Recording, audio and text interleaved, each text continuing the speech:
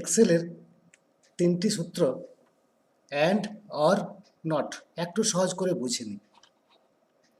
প্রথমে দেখি অ্যান্ডের কাজ। AND, এখানে আমি দুটো সংখ্যা লিখছি, 80 একটি 120, 120। এখন অ্যান্ড সূত্রের ক্ষেত্রে বলা আছে যদি দুটি কন্ডিশনই আমরা ঠিক লিখি তাহলে ট্রু রেজাল্ট শো করবে, আর যদি যে কোনো একটি কন্ডিশন ভুল লিখি তাহলে ফলস রেজাল্ট করবে। এখন দেখি অ্যান্ড সূত্র প্রয়োগ করে equals to and AND and first bracket শুরু, এই সেলটার গ্রেটার দেন 75, একদম ঠিক লিখেছি কারণ 80 greater than always greater than 75, এবং এই সেলটা গ্রেটার দেন 119, একদম ঠিক 119 থেকে 120 নিঃসন্দেহে বড়।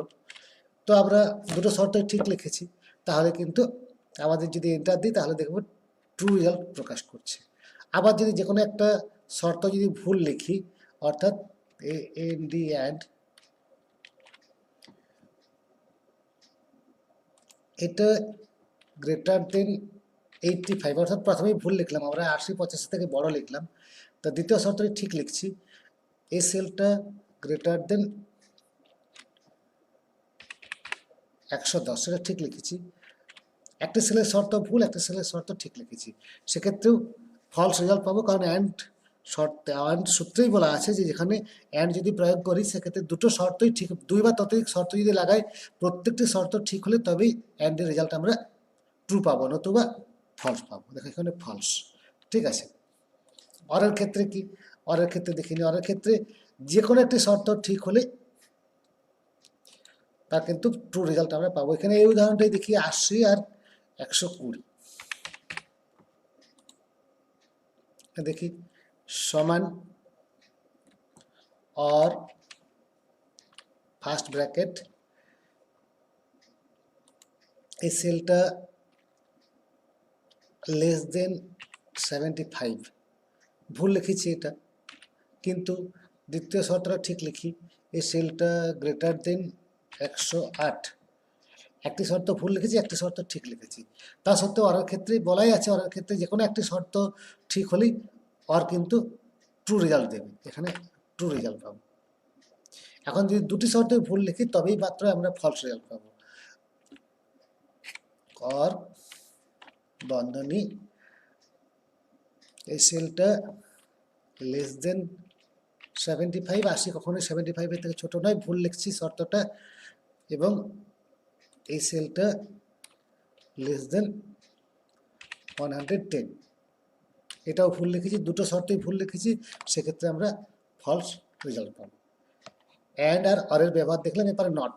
নট হচ্ছে বিপরীত বৈশিষ্ট্য প্রকাশ করে, অর্থাৎ যদি ঠিক লিখি তাহলে ফলস প্রকাশ করবে, যদি ভুল লিখি তাহলে ঠিক প্রকাশ করবে। একটি শর্ত 80 দেখে দিচ্ছি, equals to not, NOT, not শর্ত দিচ্ছি এই সেলটা গ্রেটার দেন 85, অর্থাৎ 80 85-এর থেকে বড় লিখতে চাইছি, এটা ভুল লিখছি, কিন্তু এখানে দেখো ট্রু রেজাল্ট পাবো আমরা, ট্রু। আবার একটা শর্ত লিখছি নট দিয়ে, NOT, নট, যেখানে আমরা ঠিক লিখবো, অর্থাৎ এই সেলটা লেস দেন 82, একদম ঠিক লিখেছি, 80 তো 82-এর থেকে ছোট বটেই, সেক্ষেত্রে আমরা কিন্তু এখানে ফলস রেজাল্ট পাবো, ফলস। এভাবে আমরা অ্যান্ড অর নট ব্যবহার শিখলাম, কিন্তু এগুলো বড় সূত্রের ক্ষেত্রে ভিতরে প্রয়োগ অন্যভাবে হয়।